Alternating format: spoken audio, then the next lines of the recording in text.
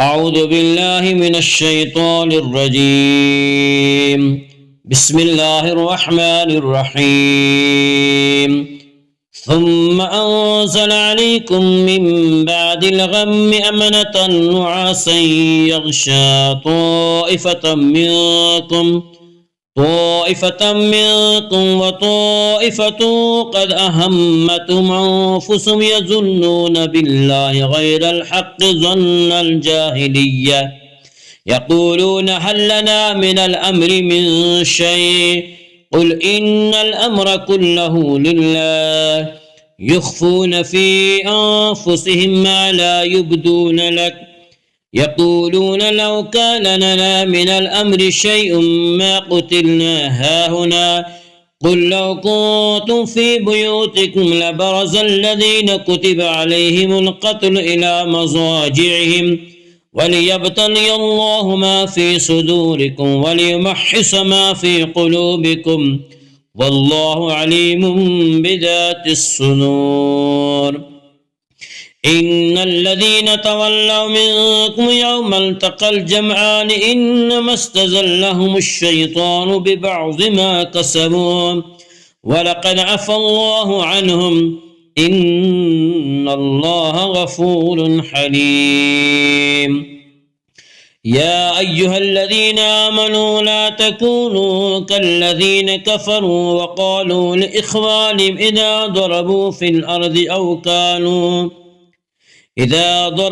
الأرض أو كانوا غزا لو كانوا عندنا ما ماتوا وما قتلوا ليجعل الله ذلك حسرة في قلوبهم والله يحيي ويميت والله بما تعملون بصير. ولئن قتلتم في سبيل الله أو متم لمغفرة من الله ورحمة خير مما يجمعون. ولئن متم أو قتلتم لإلى الله تحشرون فبما رحمة من الله لنت لهم ولو كنت فظا غليظ القلب لانفضوا من حولك فاعف عنهم واستغفر لهم وشاورهم في الأمر فإذا عزمت فتوكل على الله إن الله يحب المتوكلين. إن ينصركم الله فلا غالب لكم وإن يخذلكم فمن ذا الذي ينصركم من بعده وعلى الله فليتوكل المؤمنون. وما كان لنبي أن يغل ومن يغل يأت بما غل يوم القيامة ثم توفى كل نفس ما كسبت وهم لا يظلمون. أفمن اتبع رضوان الله كمن باء بسخط من الله ومأواه جهنم وبئس المصير.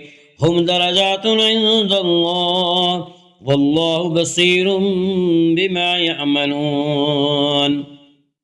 لقد من الله على المؤمنين إذ بعث فيهم رسولا من أنفسهم يتلو عليهم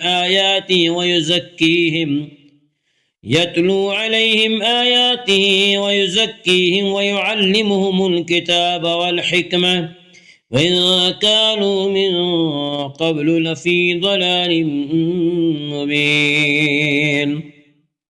أولما أصابتكم مصيبة قد أصبتم مثليها قلتم أنى هذا قل هو من عند أنفسكم إن الله على كل شيء قدير.